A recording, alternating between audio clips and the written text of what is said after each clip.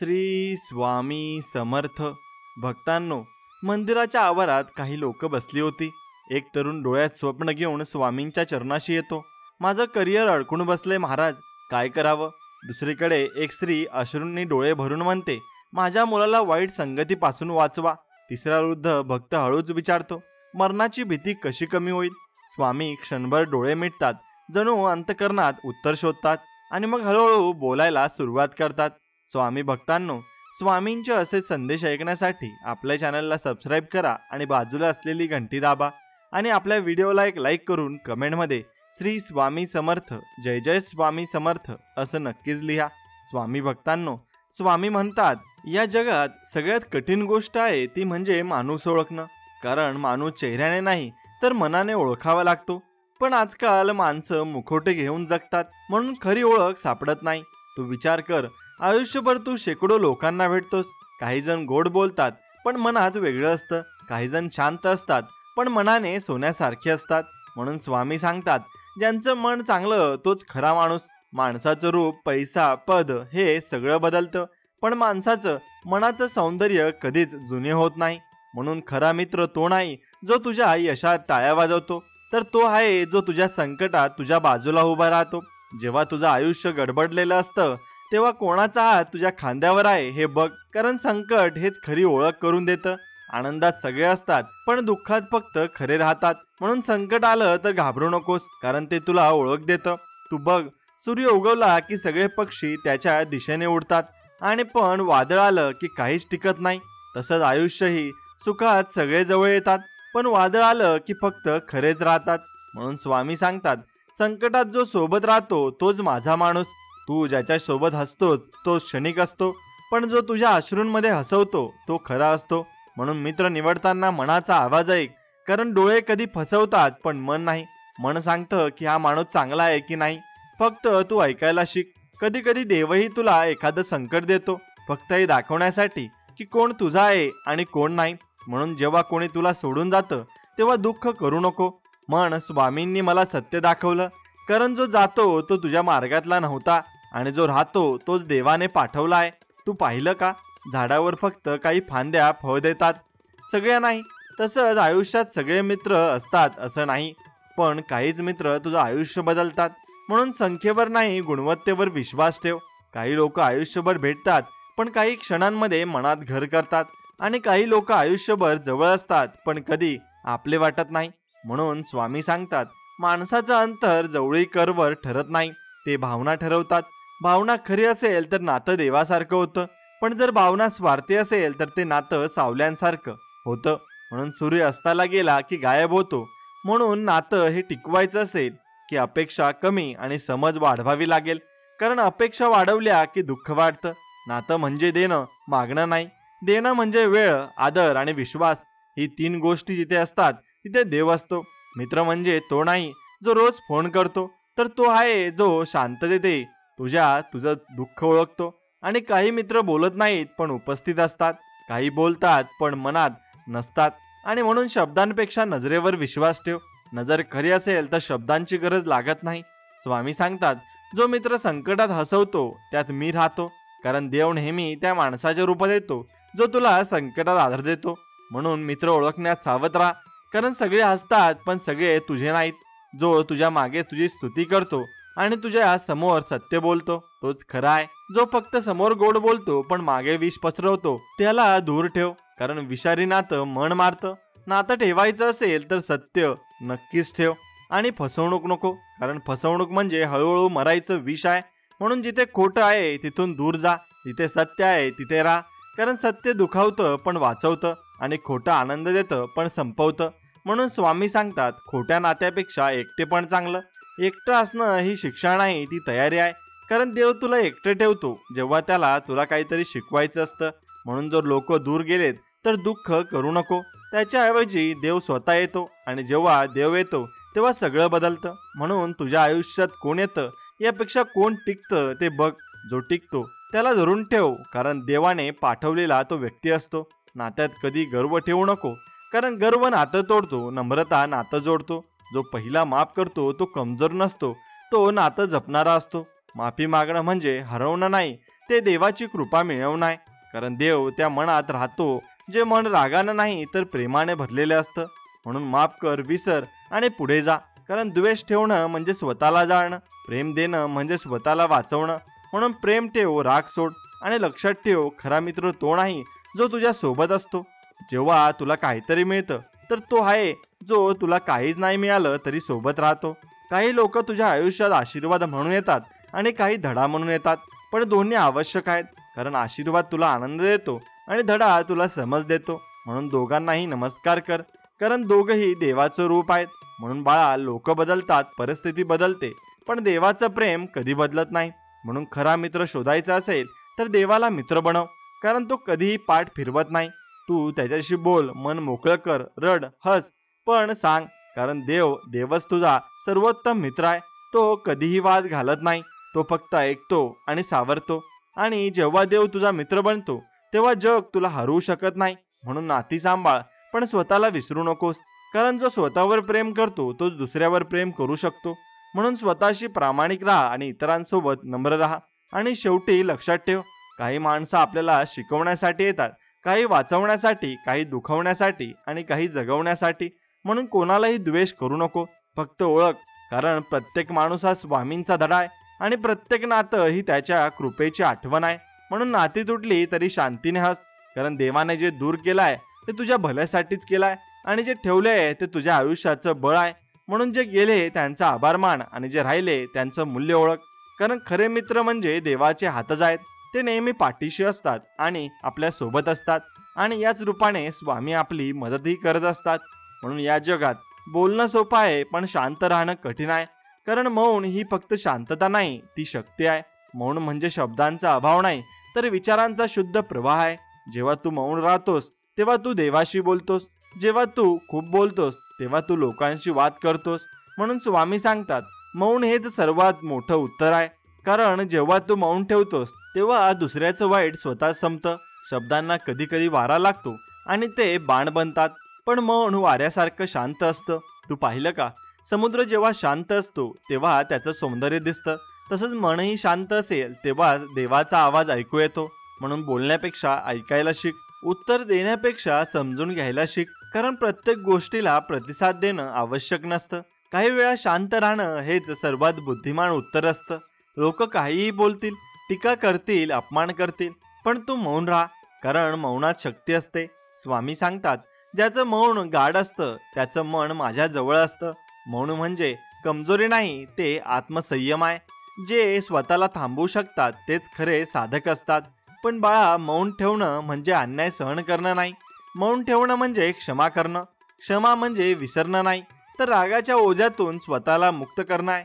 तू ज्याला माफ करतोस त्याला नाही, स्वतःला हलकं करतोस, कारण राग हा आतून जाळतो, पण क्षमा ही आग विझवते. म्हणून स्वामी सांगतात, रागावर उत्तर रागाने देऊ नको, कारण आग आगाने विझत नाही. तू जेव्हा क्षमा करतोस तेव्हा देव तुझ्यात प्रवेश करतो, कारण क्षमा हे देवाचं स्वरूप आहे. देव कधीही राग धरत नाही, तो फक्त प्रेम देतो, आणि जो देवासारखा वागतो तो देवाच्या अधिक जवळ जातो. म्हणून क्षमा कर, जरी मन सांगत असेल की नाही, कारण जेव्हा तू माफ करतोस तेव्हा तू वर जातोस, आणि जो राग धरतो तो खाली राहतो. क्षमा करणं म्हणजे पराभव नाही, ते विजय आहे स्वतःवरचा. म्हणून कारण दुसऱ्याला हरवणं सोपं आहे, पण स्वतःवर विजय मिळवणं कठीण आहे. म्हणून बाळा, तू रागात शब्द बोलू नकोस, कारण शब्द परत घेतले जात नाहीत. एकदा बोलले की ते कायम मनात ठसतात. म्हणून बोलण्याआधी थांब आणि विचार कर, हे शब्द उपचार करतील की जखम. म्हणून जर ते उपचार करतील तर बोल, अन्यथा मौन बाळग, कारण मौन म्हणजे सन्मान आहे. आत्मसन्मान म्हणजे स्वतःचा आदर, पण त्यात गर्व नसावा. आत्मसन्मान आणि अहंकार यांच्यात फक्त एक फरक आहे. अहंकार दुसऱ्याला कमी दाखवतो, आत्मसन्मान स्वतःला योग्य ठेवतो. म्हणून तू कधीही वाग, पण तुटू नको. झुकणं म्हणजे नम्रता आहे, तुटणं म्हणजे दुर्बलता आहे. आत्मसन्मान म्हणजे स्वतःचा दर्जा ओळखणं, स्वतःवरचा विश्वास ठेवणं. जर कोणी तुला कमी लेखतंय, अपमान करतंय, तरी राग धरू नको, कारण अपमान करणारा तुला नाही, स्वतःच्या संस्कारांना दाखवतो. म्हणून प्रत्युत्तर देण्यापेक्षा शांत हस, कारण तुझं मौन त्यांच्या अहंकाराला तोडेल. आणि लक्षात ठेव, देव नेहमी शांत माणसाच्या पाठीशी असतो. म्हणून जितका शांत राहशील तितका मजबूत होशील. मौनात विचार जन्म घेतो आणि विचारातून निर्णय येतो. म्हणून प्रत्येक वेळी बोलण्याआधी विचार कर आणि जेव्हा मन ताणलेलं असतं तेव्हा बोलूच नको, कारण रागात दिलेले उत्तर नेहमी चुकीचं असतं. तू पाहिलं का, आग जेव्हा पेटलेली असते तेव्हा ती सगळं जाळते, पण शांत झाली की ऊब देते. तसंच मन रागात ते जाळतं, शांततेत ते सावरतं. म्हणून मनाला शांत ठेवणं म्हणजे आयुष्य सावरणं. आणि काही वेळा तुला वाटेल की सगळे चुकीचे आहेत, पण स्वामी सांगतात जर तू बरोबर आहेस तर वेळ तुझ्या बाजूने बोलेल. म्हणून स्वतःला सिद्ध करू नकोस, वेळेवर सोड. आणि वेळ प्रत्येक गोष्ट योग्य ठिकाणी आणते. तू मौन ठेव, संयम ठेव आणि देवावर विश्वास ठेव, कारण देव बघतोय आणि त्याचं न्यायालय नेहमी उघडं असतं. म्हणून बाळा, जेव्हा तुला अन्याय वाटेल तेव्हा देवाला सांग, पण मनात विष ठेवू नको, कारण विष दुसऱ्याला नाही तुलाच जाळतं.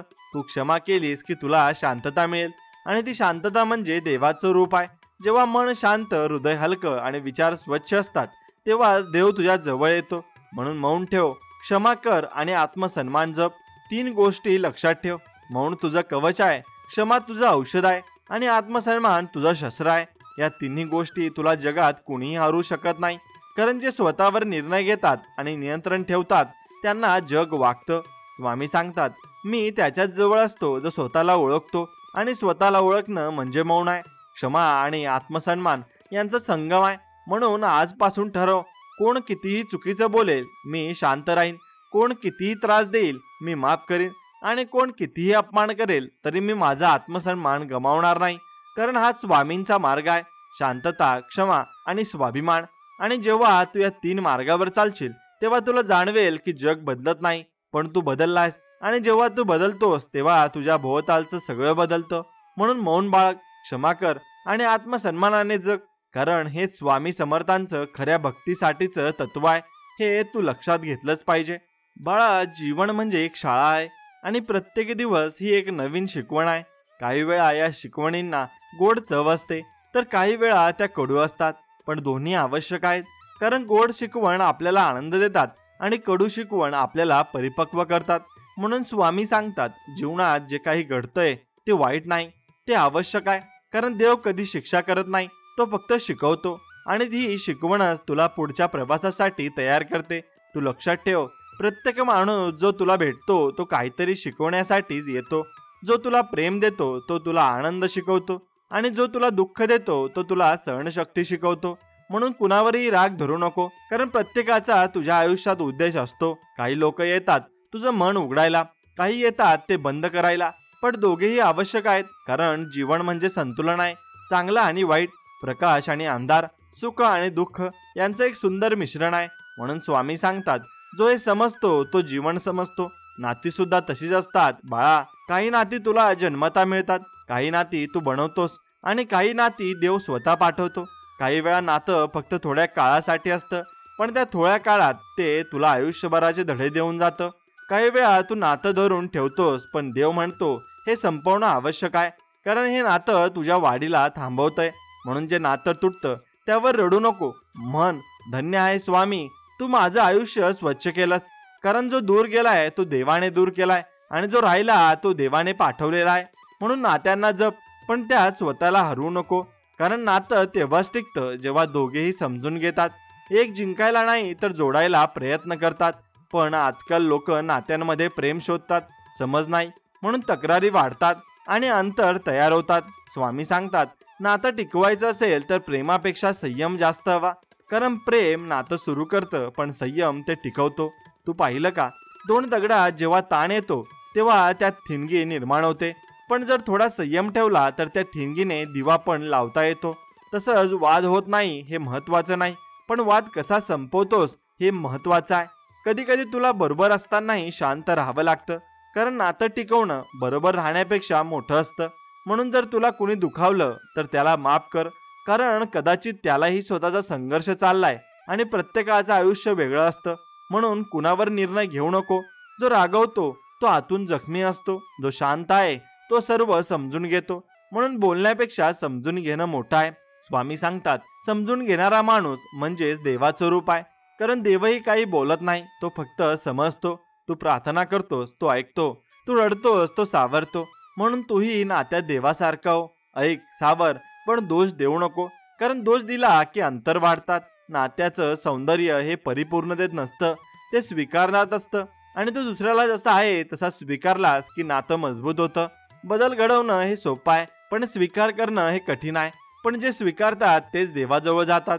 कारण प्रेम म्हणजे बदल नव्हे, ते समज आहे. काही नाती फुलांसारखी असतात. रोज पाणी द्यावं लागतं, काळजी घ्यावी लागते आणि जपावं लागतं. जर तू दुर्लक्ष केलंस तर ती कोमजतात. म्हणून प्रेम दाखवत राहा, काळजी दाखवत राहा, पण अपेक्षा ठेवू नका. कारण अपेक्षा वाढल्या की नातं जड होतं. जो अपेक्षा ठेवतो तो नेहमी असंतुष्ट राहतो. म्हणून जे द्यायचंय ते मनापासून द्या फक्त, पण फळाची अपेक्षा नको. कारण खरं प्रेम फक्त देतं, घेत नाही. जिथे मागणं सुरू होतं तिथे प्रेम संपतं. स्वामी सांगतात, ज्याचं प्रेम निस्वार्थ आहे त्याच्यात मी राहतो. म्हणून दे पण मोजून नाही, मदत कर पण प्रसिद्धीसाठी नाही, हसव पण परतफेडीची अपेक्षा न ठेवता. कारण देणं म्हणजे देवाचं काम आहे. देव देतो पण सांगत नाही आणि तू त्यात अंश आहेस. म्हणून तुझ्यातही तेच असावं. जीवनाचा दुसरा धडा म्हणजे सगळ्यांना खुश ठेवायचा प्रयत्न करू नको. कारण जे सगळ्यांना खुश ठेवतो तो स्वतः दुःखी होतो. म्हणून स्वतःशी प्रामाणिक राहा. जो स्वतःला समजतो तो दुसऱ्यांना समजून घेऊ शकतो. म्हणून जो स्वतःवर प्रेम करतो तो दुसऱ्यावर खरं प्रेम करू शकतो. म्हणून स्वतःशी शांत राहणं शिक, स्वतःला स्वीकारणं शिक. कारण तू जसा आहेस तसाच देवाचा आरसा आहेस. तू स्वतःला दोष देणं थांबव. कारण देवाने तुला चुकून बनवलेलं नाही. तुझ्यात काही अपूर्ण नाही. तुझं पूर्णत्व तुला ओळखायचं आहे. नात्याचा तिसरा धडा म्हणजे काही लोक आपल्याला कायमचं सोडून जातात, पण त्यांची आठवण आपल्याला मजबूत बनवते. म्हणून जे गेले त्यांचा आभार मान, कारण त्यांनी तुला सहनशक्ती दिली आहे. आणि जे राहिले त्यांचं जपण कर, कारण त्यांनी तुला प्रेम दिलाय. आयुष्य नेहमी पुढे जातं, मागे नाही. म्हणून जुने वाद, जुने राग, जुने दुःख सोडून दे. नवं जीवन जग नव्या भावनेने. कारण देवाला तुझ्या भूतकाळात रस नाही, त्याला तुझ्या आजच्या मनात रस आहे. आणि जर तुझं मन शांत आहे, प्रेमाने भरलेलं आहे, तर तो नक्की तिथे उतरेल. म्हणून माणसाला 3 गोष्टी विसरू नयेत. जेव्हा कोणी तुला मदत केली, जेव्हा कोणी तुला दुखावलं आणि जेव्हा तू कोणाला दुखावलंस. म्हणून कारण या 3 आठवणी तुला आयुष्यभर संतुलित ठेवतात. मदत आठवल्यावर तू नम्र राहतोस, दुःख आठवल्यावर तू सावध राहतोस आणि तू कोणाला दुखावलं आठवल्यावर तू सुधारतोस. म्हणून हा जीवनाचा सार आहे. शिकत राहणं, वाढत राहणं आणि प्रेम देत राहणं. बाळा, नात्यांचा चौथा धडा म्हणजे समयाची किंमत. कारण वेळ गेली की माणसंही बदलतात. म्हणून वेळ असताना प्रेम दाखव, वेळ असताना धन्यवाद सांग, वेळ असताना माफी माग. कारण एक दिवस वेळ उरणार नाही आणि शब्द उपयोगाचे राहणार नाहीत. म्हणून बोलताना काळजी घे, कारण शब्द परत घेतले जात नाहीत. आणि ऐकताना संयम ठेव, कारण सगळं उत्तर देणं गरजेचं नसतं. स्वामी सांगतात, नात्यांमध्ये ताण येतो तेव्हा वाद करू नये. थांब आणि प्रार्थना कर.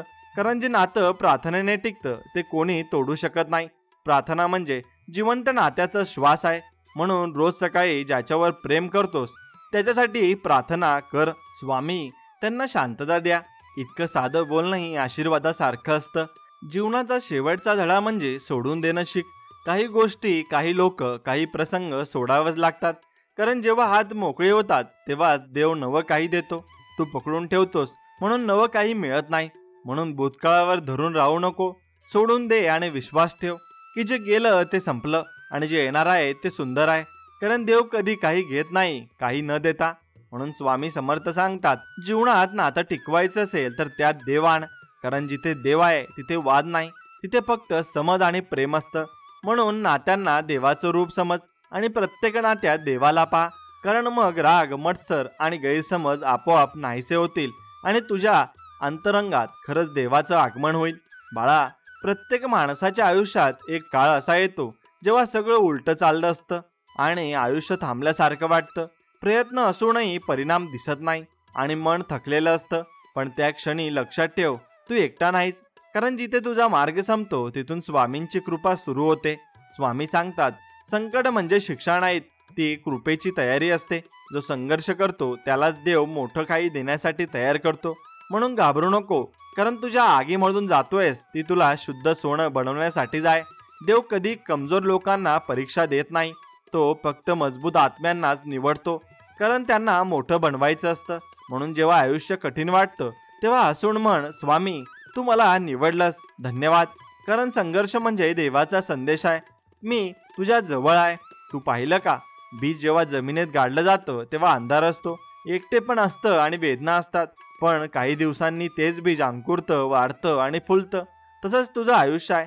तू सध्या अंधारात आहेस, पण देव आतून तुला अंकुरवत आहे. आणि तू रडतोयस, पण देव म्हणतो थोडा वेळ थांब, मी तुझं फुलणं पाहतोय. म्हणून संघर्षात रडू नकोस, तो तुझं रूप बदलतोय. स्वामी सांगतात, तू जेव्हा थकतोस तेव्हा मी तुझ्या मागे चालतो. तू पडलास तरी देव तुला उचलतो, कारण त्याला माहिती आहे की तुझं मन निरागस आहे. पण लक्षात ठेव, देव फक्त त्याच्यासाठीच हात पुढे करतो जो चालत असतो. जो थांबतो त्याचं आयुष्यही थांबतं. म्हणून पुढे चालत राहा, कारण चालणाऱ्यांच्या मागे देव चालतो. कधी कधी तुला वाटेल की सगळं संपलं, पण ते शेवट नसतो. ती नव्या सुरुवातीची तयारी असते. देव आधी तोडतो आणि मग जोडतो, आधी रडवतो आणि मग हसवतो. कारण प्रत्येक वेदना म्हणजे नवीन अध्यायाचं दार आहे. म्हणून दुःखावर रडू नकोस, त्याला नमस्कार कर. म्हण, तू मला मजबूत करायला आलास. तू लक्ष दिलं का? पर्वतावर चढणं अवघड असतं, पण तिथून दिसणारा नजारा सुंदर असतो. तसंच संघर्षातला प्रत्येक पाऊल कठीण असतो, पण त्याचं फळ अनमोल असतं. म्हणून संकट आलं की म्हण, हे देवाचं आमंत्रण आहे. आणि कारण देव म्हणतो, मला भेटायचं असेल तर संघर्षातून ये. आणि जे सहज मिळतं त्यात देव नसतो, जे कठीणातून मिळतं त्यात त्याची कृपा असते. म्हणून जेव्हा रस्ता खडतर वाटतो तेव्हा समज की तू योग्य दिशेने चाललायस. कारण स्वामी समर्थ कधीही चुकीच्या मार्गावर परीक्षा घेत नाहीत. काही वेळा तू प्रार्थना करतोस आणि उत्तर मिळत नाही, पण देव शांत आहे म्हणजे तो ऐकत नाही असं नाही, तो काम करत आहे. जसं आई बाळाला चालायला शिकवते, तसं देव तुला आत्मविश्वास शिकवतो.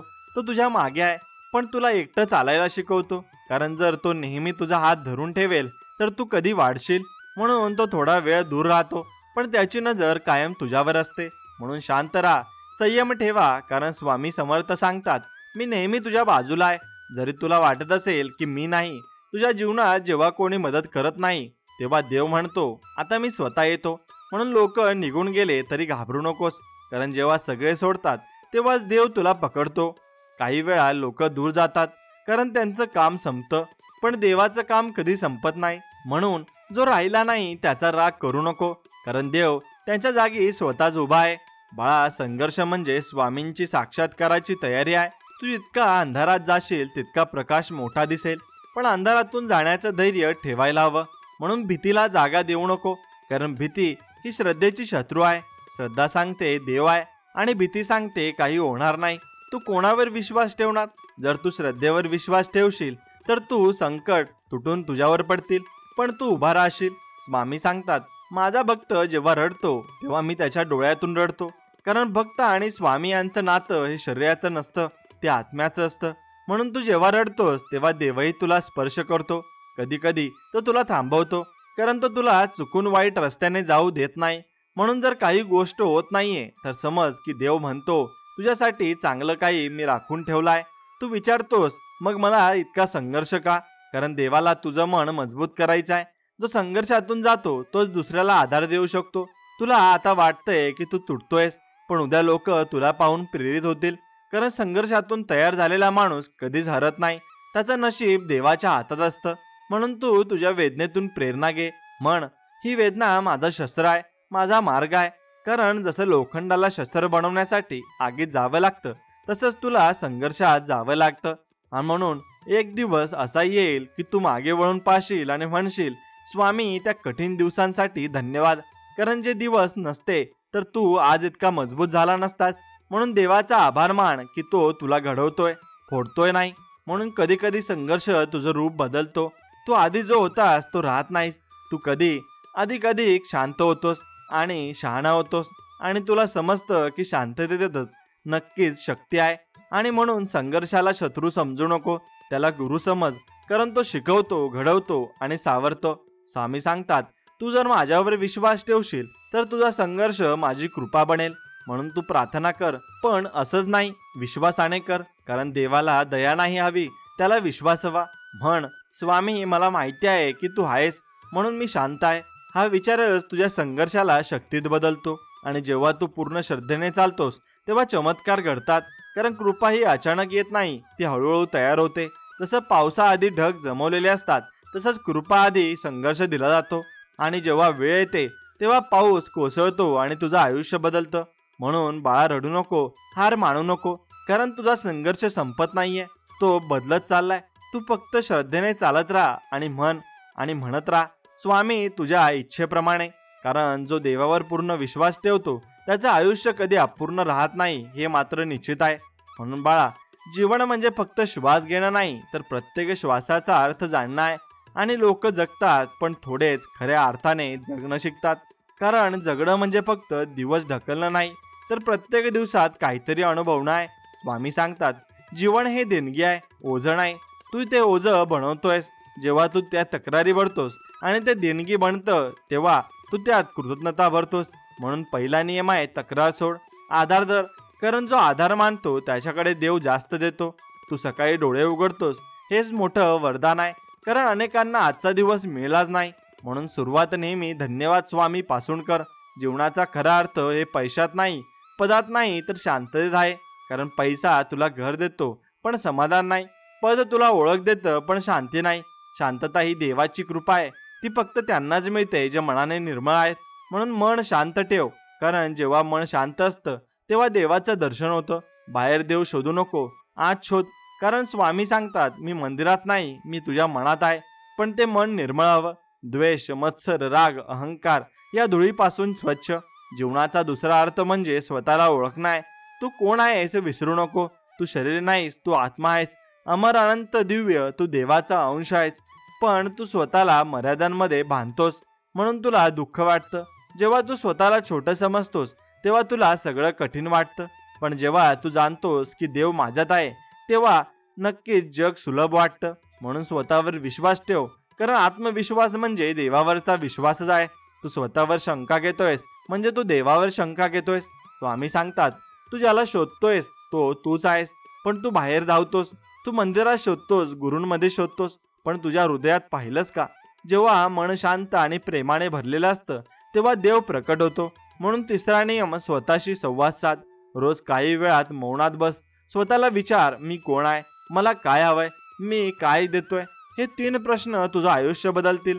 कारण जेव्हा उत्तर बाहेरून नाही आतून येतात तेव्हा तू खऱ्या अर्थाने जगायला लागतोस. जीवनाचा चौथा अर्थ म्हणजे स्वतःचं उद्दिष्ट जाणणं आहे. प्रत्येक माणूस काहीतरी कारणाने जन्माला आलाय. कुणी आनंद देण्यासाठी, कुणी प्रेरणा देण्यासाठी, कुणी जग बदलण्यासाठी. पण बहुतेक लोक हे कारण शोधत नाहीत म्हणून ते हरवतात. म्हणून जर तुला माहिती नसेल की तू कुठे चाललायस तर कोणताही रस्ता चुकीचा वाटतो. म्हणून स्वतःला विचार, मी इथे का आलोय. जेव्हा हे उत्तर मिळेल तेव्हा तुझं आयुष्य दिशा देईल. आणि हे उत्तर तुला बाहेर मिळणार नाही, ते तुझ्या अंतःकरणातून मिळेल. स्वामी सांगतात, जीवनाचं उद्दिष्ट देवासाठी नाही, ते देव तुझ्यात ओळखण्यासाठी आहे. म्हणजेच तुझं आयुष्य देवाचं प्रत्येक प्रतिबिंब बनावं. तू जसा विचार करशील तसंच जग तुला दिसेल. जर तू चांगलं पाहिलंस तर जग सुंदर दिसेल. पण जर तू फक्त दोष पाहिलास तर जग कुरूप वाटेल. म्हणून दृष्टिकोन बदल. कारण जीवन सुंदर आहे, फक्त पाहायची दृष्टी हवी. जीवनाचा 5वा अर्थ म्हणजे सोडून देणं आहे. कारण धरून ठेवणं म्हणजे वेदना आहे आणि सोडून देणं म्हणजे शांती आहे.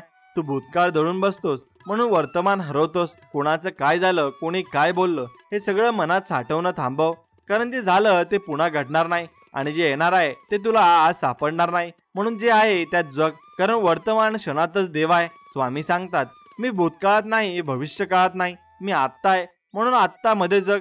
कारण हाच क्षण तुझ्या आयुष्याचा खरा रत्न आहे. जीवनाचा 6वा अर्थ म्हणजे सेवा आहे. जेव्हा तू कोणासाठी काही करतोस तेव्हा देव तुझ्यातून काम करतो. सेवा म्हणजे फक्त देणं नाही, ती भावना आहे. एखाद्याला हसवणं, एखाद्याचं ओझं कमी करणं, हेच देवाचं काम आहे. म्हणून लोकांसाठी चांगलं कर, पण अपेक्षा न ठेवता. कारण जेव्हा तू देतोस तेव्हा तू देव बनतोस. आणि देव बनणं म्हणजे जीवनाचं सर्वोच्च साध्य आहे. बाळा, जीवनाचा 7वा अर्थ म्हणजे स्वतःवर आणि देवावर विश्वास ठेव. जीवनात कितीही संकट आली तर एक विचार धरून ठेव, स्वामी माझ्या पाठीशी आहेत. कारण जिथे श्रद्धा असते तिथे चमत्कार घडतात. जेव्हा तू भीती सोडतोस आणि विश्वास धरतोस तेव्हा देव काम करायला लागतो. कारण भीती म्हणजे दार बंद आहे आणि विश्वास म्हणजे दार उघड आहे. म्हणून तुझं दार उघडं ठेव. कधी कधी जीवन आपल्याला खाली ढकलतं, पण ते खाली नाही, झेप घेण्यासाठी असतं. पक्षी उडण्याआधी खाली येतो, मग उंच जातो. तसंच तुझ्या आयुष्यातील प्रत्येक पडझड तुला उंच उडण्यासाठीच आहे. म्हणून तिला पराभव समजू नको, ती तयारी आहे. स्वामी सांगतात, जीवन म्हणजे अनुभवांची माळा आहे. प्रत्येक अनुभव एक मणी आहे आणि प्रत्येक मणी माझ्या कृपेचा रंग घेतो.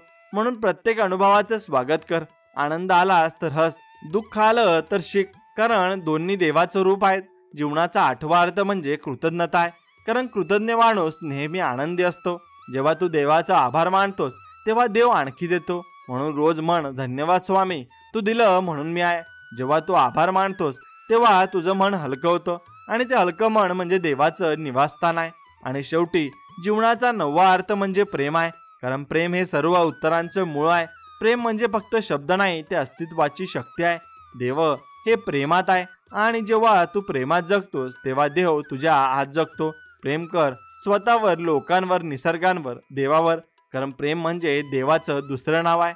स्वामी समर्थ सांगतात, जीवनात खऱ्या अर्थाचं यश म्हणजे शांतता, श्रद्धा आणि प्रेम आहे. म्हणून बाळा, जर तुझ्या आयुष्यात शांतता आहे, देवावर विश्वास आहे आणि मनात प्रेम आहे, तर समज की तू जगलास आणि तू देवांपर्यंत नक्कीच पोहोचलास. म्हणून बाळा, श्रद्धा हे फक्त एक शब्द नाही, ती जीवनाचा श्वास आहे. जेव्हा माणूस सगळं गमावतो तेव्हा फक्त श्रद्धा टिकवतो, तेव्हाच तो देवाच्या सर्वात जवळ येतो. कारण श्रद्धा म्हणजे अंधारातही प्रकाश दिसणं आहे, अश्रूंमध्येही हसू ठेवणं आहे आणि संकटातही देवाचं नाव घेणं आहे. स्वामी सांगतात, श्रद्धा म्हणजे देवावर विश्वास ठेवणं. जरी सर्व काही विरोधात असलं तरी तू पाहिलं का, जेव्हा बाळ आईच्या कुशीत असतं तेव्हा त्याला काहीच चिंता नसते, कारण त्याला माहिती असतं की आई आहे. तसंच जो भक्त देवावर विश्वास ठेवतो त्याला काहीच भीती वाटत नाही, कारण त्याला ठाऊक असतं स्वामी माझ्या पाठीशी आहेत. पण बाळा, विश्वास ठेवणं म्हणजे फक्त बोलणं नाही, ते जगणं आहे. तू म्हणतोस की मला देवावर विश्वास आहे, पण थोडं संकट आलं की तू घाबरतोस, रडतोस, शंका घेतोस. पण खरा विश्वास म्हणजे शांत राहणं, कारण विश्वास असला की माणूस शांत होतो आणि शंका असली की माणूस बेचैन होतो. म्हणून जेव्हा तुझ्या आयुष्यात वादळ येईल तेव्हा देवाला सांग, माझी नौका आता तूच पार करून दे. आणि मग थांब, शांत राहा, कारण देवाला शांत मनातच सगळं काही दिसतं. स्वामी सांगतात, जेव्हा तू मला विचारतोस मी उत्तर देत नाही, कारण मी तुला कृतीतून उत्तर देतो आणि ते दाखवतो. म्हणून जेव्हा काही होत नाही असं वाटतं तेव्हा समज की देव काम करत आहे, कारण देव बोलत नाही, तो घडवतो. तू बघ, बियाणं जमिनीत गाडलं जातं तेव्हा कुणी पाहत नाही, पण काही काळानंतर ते फुलतं. तसंच तुझं नशीबही आहे. तू देवावर विश्वास ठेव, बाकी तो सांभाळेल. कधी कधी लोक विचारतात देव आहे का, पण त्यांना हे माहीत नाही की तो श्वासात आहे, तो प्रत्येक भावनेत आहे. तू प्रेम केलंस, तू दया दाखवलीस, तू क्षमा केलीस, त्या क्षणी देव तुझ्यात प्रकट झाला. म्हणून देव शोधू नको, देव बन. म्हणजे काय, म्हणजे तुझ्या वागण्यात देवाचं रूप दिसावं. तू जर रागावर संयम ठेवलास, तर संकटातही दुसऱ्याला मदत केलीस, तर देव तुझ्या आत जगतो. म्हणून विश्वास ठेवणं म्हणजे देवाच्या वेळेला स्वीकार नाही. आपण देवाला सांगतो मला हे दे, ते दे, पण तो म्हणतो थोडं थांब, मी योग्य वेळी देतो, आणि आपण अधीर होतो. पण देव उशीर करत नाही, तो फक्त परिपूर्ण वेळेची वाट पाहतो. जसं आई जेवण थंड असताना बाळाला देत नाही, तसं देवही अर्धवट तयार गोष्ट देत नाही. म्हणून थांब आणि विश्वास ठेव, कारण तो जेव्हा देतो तेव्हा सर्वोत्तम देतो. स्वामी सांगतात, जो माझ्यावर विश्वास ठेवतो त्याचं रक्षण मी स्वतः करतो. म्हणजे संकट किती मोठं असो, पण जर तुझं मन स्थिर आहे तर देव त्यात हात धरतो. बघ, समुद्रात वादळ आलं तरी बोट शांत राहिली की ती बुडत नाही.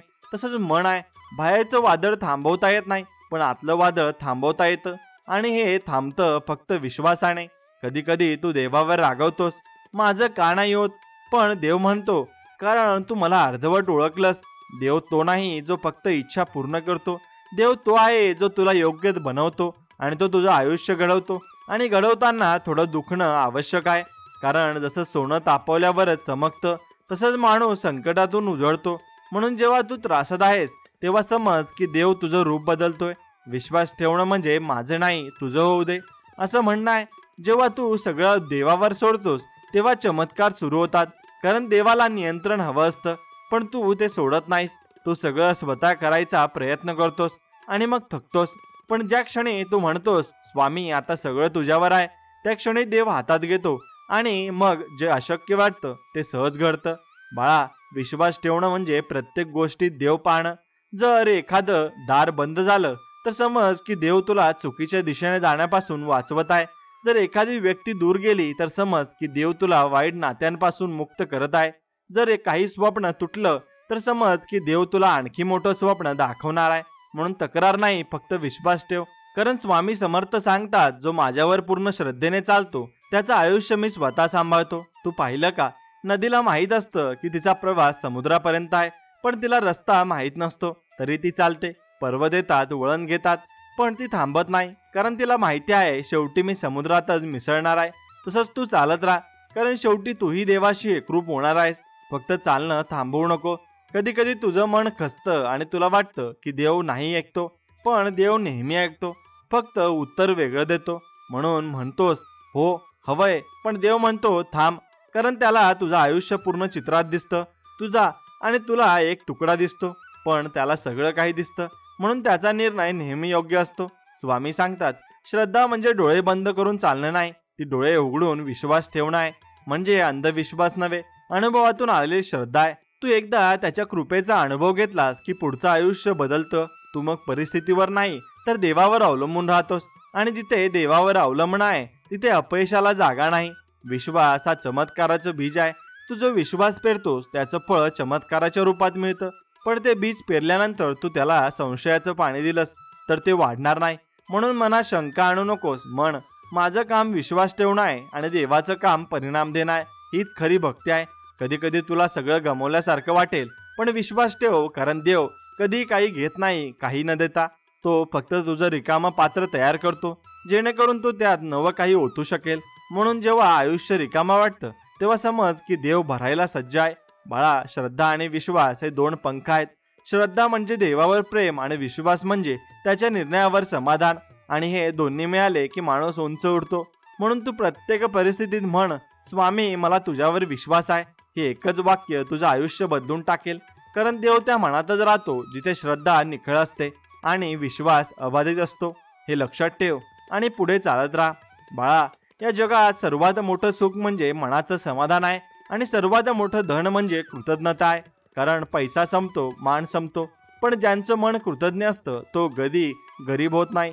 कृतज्ञता म्हणजे देवाचा आभार मानणं आहे, जरी सगळं आपल्यासारखं मनासारखं घडत नसलं तरी. कारण देव प्रत्येक दिवस, हा प्रत्येक श्वास, प्रत्येक संधी ही देवाची देणगी आहे. म्हणून स्वामी सांगतात, कृतज्ञ हृदय हे माझं मंदिर आहे. कृतज्ञता म्हणजे फक्त धन्यवाद म्हणणं नाही, तर देवाच्या कृपेचा अनुभव ओळखणं आहे. बघ ना बाळा, तू रोज सकाळी डोळे उघडतोस, श्वास घेतोस, पायावर उभा राहतोस, पण कधी त्यासाठी देवाचा आभार मानलंस का? कारण जे मिळतंय ते सर्वात मोठं आहे. पण माणूस जे मिळालंय त्याकडे दुर्लक्ष करतो, आणि जे नाही त्यावर विचार करतो. म्हणून दुःख वाढतं. देव देतो, पण आपण त्याचं मूल्य विसरतो. म्हणून मनात आभार ठेव, कारण जेव्हा तो आभार मानतोस तेव्हा तुझं मन शांत होतं आणि देव त्यात वास करतो. कृतज्ञता शिकवते, माझ्याकडे जे आहे ते पुरेसं आहे. कारण समाधान म्हणजे मी कधीच नाही, ते विचारात आहे. काही लोकांकडे खूप असतं पण समाधान नसतं, आणि काहींकडे थोडं असतं पण ते आनंदी असतात. फरक फक्त दृष्टिकोनाचा आहे. स्वामी सांगतात, ज्याचं मन समाधानी आहे तो माझ्या कृपेचा साक्षात रूप आहे. समाधान म्हणजे मनाची स्थिती आहे, जी बाहेरून मिळत नाही, ती आतून तयार करावी लागते. तू बघ, चंद्र किती सुंदर दिसतो, पण त्याच्यात डाग आहेत, तरी लोक म्हणतात किती सुंदर, कारण सौंदर्य डागांमुळे कमी होत नाही. तसंच तुझ्या आयुष्यात काही डाग असतील, काही त्रुटी असतील, पण त्याने तुझं आयुष्य कमी सुंदर होत नाही. जर तू त्याकडे प्रेमाने पाहिलंस तर सगळं सुंदर वाटेल. बाळा, कृतज्ञता म्हणजे फक्त मोठ्या गोष्टींसाठी नाही, लहान गोष्टींसाठी आहे. एखादा दिवस हसत गेला, कुणी प्रेमाने बोललं, कुणी तुझी काळजी घेतली, यासाठी देवाचा आभार मान. कारण अशा छोट्या गोष्टी जीवनाला अर्थ देतात. तू जर फक्त मोठं सुख शोधत राहिलास तर तो छोट्या आनंदाचा विसर तुला पडेल, आणि जेव्हा छोटा आनंद हरवतं तेव्हा मन रिकामं होतं. म्हणून रोज म्हण, धन्यवाद स्वामी, आजचा दिवस मिळाला. हे वाक्य तुझं मन हलकं करेल. समाधान म्हणजे माझं जे आहे ते पुरेसं आहे. ही भावना मनात आली की तू बाहेरच्या स्पर्धेतून मुक्त होतोस. कारण इतरांशी तुलना करणं म्हणजे स्वतःवर अन्याय आहे. प्रत्येकाचं आयुष्य वेगळं आहे, त्यांची वेळ, त्यांचा मार्ग, त्यांचा अनुभव वेगळा आहे. तू दुसऱ्याचं जीवन पाहून स्वतःला कमी समजू नको. कारण स्वामी सांगतात, मी प्रत्येकाला त्याच्या कर्मानुसार देतो. म्हणजेच तुझं फळ तुझं आहे, दुसऱ्याचं त्याचं. आणि म्हणून तुलना नाही, फक्त विश्वास ठेवायचा. कधी कधी तुला वाटतं की तुला जे हवंय ते मिळत नाही, पण देव म्हणतो, मी तुला जे दिलंय तेच तुला आवश्यक आहे. कारण आपण इच्छा करतोय आपल्या मनाप्रमाणे, पण देव देतो आपल्या भल्याप्रमाणे. म्हणून तक्रार नको, स्वीकारावा. स्वीकार म्हणजे शांतता, आणि शांतता म्हणजे कृपा आहे. तू पाहिलं का बाळा, झाड जेव्हा फळ देतं तेव्हा त्याच्या फांद्या खाली झुकतात, कारण ते नम्र असतं. तसंच ज्या मनात कृतज्ञता असते ते मन नेहमी नम्र असतं. नम्रता म्हणजे दुर्बलता नाही, ती देवाशी जोडलेलं अस्तित्व आहे. कारण जो नम्र आहे त्याच्यात देव सहज येतो. गर्वात देव राहत नाही. म्हणून जेव्हा काही मिळतं तेव्हा म्हण स्वामींची कृपा, आणि जेव्हा काही गमवतोयस तेव्हाही म्हण स्वामींचा निर्णय. कारण दोन्ही प्रसंग देवांचेच रूप आहेत. म्हणून कृतज्ञ माणूस कधी एकटा राहत नाही, कारण देव त्याच्या सोबत असतो. आणि जेव्हा देव सोबत असतो तेव्हा परिस्थिती कितीही वाईट असली तरी मन आनंदी राहतं. म्हणून तू कितीही कठीण काळातून जात राहिलास आणि असलास तरी मनात म्हण, धन्यवाद स्वामी, तू अजूनही माझ्या सोबत आहेस. हे वाक्य तुझं ओझं हलकं करेल. स्वामी सांगतात, कृतज्ञता म्हणजे माझी सर्वात प्रिय प्रार्थना आहे. म्हणजे देवाला मोठ्या मंत्रांची गरज नाही, त्याला फक्त एक धन्यवाद हवं असतं. कारण जो आभार मानतो त्याचं मन शुद्ध असतं, आणि शुद्ध मनातच देव वास करतो. समाधान शिकवतो, सुख बाहेर नाही ते आत आहे. माणूस बाहेर धावतो पैसा, यश, प्रसिद्धी अशी यासाठी, पण जेव्हा सगळं मिळतं तेव्हा मन रिकामं वाटतं. कारण खरा आनंद आत आहे. म्हणून आत पाहायला शिक. स्वतःला विचार, माझं मन शांत आहे का? जर नाही तर तू काहीतरी चुकतोयस. कारण देव नेहमी शांत मनात असतो, गोंधळात नाही. म्हणून बाहेरचं ठीक करायच्या आधी आतलं ठीक कर. कधी कधी आपण असं म्हणतो, देवाने माझ्याशी अन्याय केला, पण तू थांबून पाहिलंस का? कदाचित जे झालं ते तुझ्या भल्यासाठीच होतं. देवाचं गणित मोठं आहे, आपण त्यातला छोटा तुकडा पाहतो. म्हणून कृतज्ञ राहा. जरी काही समजत नसलं तरी, कारण श्रद्धा म्हणजे समज नसलं तरी विश्वास ठेवणं आहे. बाळा, देवाचं सर्वात मोठं वरदान म्हणजे शांत मन आहे. म्हणून जे जपा. आणि जेव्हा मन शांत असतं तेव्हा सगळं सुंदर वाटतं. पावसही आशीर्वाद वाटतो आणि दुःखही धडा वाटतो. कारण जेव्हा मन समाधानी असतं तेव्हा प्रत्येक गोष्ट देवाची कृपा वाटते. जीवनात नेहमी 3 गोष्टी लक्षात ठेव. कृतज्ञ राहा, कारण जे आहे ते पुरेसं आहे. संयमी राहा, कारण देव योग्य वेळेवर देतो. समाधानी राहा, कारण ज्याचं मन समाधानी आहे तोच खरा श्रीमंत आहे. स्वामी समर्थ सांगतात, कृतज्ञता आणि समाधान ही भक्तीची 2 पंख आहेत. ज्याच्याकडे ते आहेत तो नेहमी माझ्या उंचीवर उडतो. म्हणून बाळा, जेव्हा तुला आयुष्याचं ओझं वाटतं तेव्हा तक्रार नाही तर आभार माना. आणि जेव्हा तुला काही मिळतं तेव्हा गर्व नाही तर नम्रता ठेवा. कारण कृतज्ञ माणूस नेहमी देवाजवळ असतो, हे म्हणजे नक्कीच खरं आहे. कृतज्ञ हृदय हे माझं मंदिर आहे, आणि समाधानी मन हे माझं आसन आहे. असं स्वामी समर्थ आपल्याला सांगत असतात, आणि ते प्रेमाने आपल्याशी बोलत असतात. म्हणून त्यांचं ऐकून चला आणि पुढे जीवनात नक्की चालत राहा. आणि हा संदेश तुम्हाला मनापासून आवडला असेल तर मनापासून आपल्या व्हिडिओला एक लाईक करा आणि कमेंटमध्ये श्री स्वामी समर्थ लिहा. आणि तुमच्या आवडत्या मित्रमैत्रिणींसोबत हा व्हिडिओ पुढे शेअर नक्कीच करा. चला तर मग भेटूया अशाच एका नवीन गोड आणि चांगल्या संदेश व्हिडिओमध्ये. तोपर्यंत श्री स्वामी समर्थ. जय जय स्वामी समर्थ. धन्यवाद.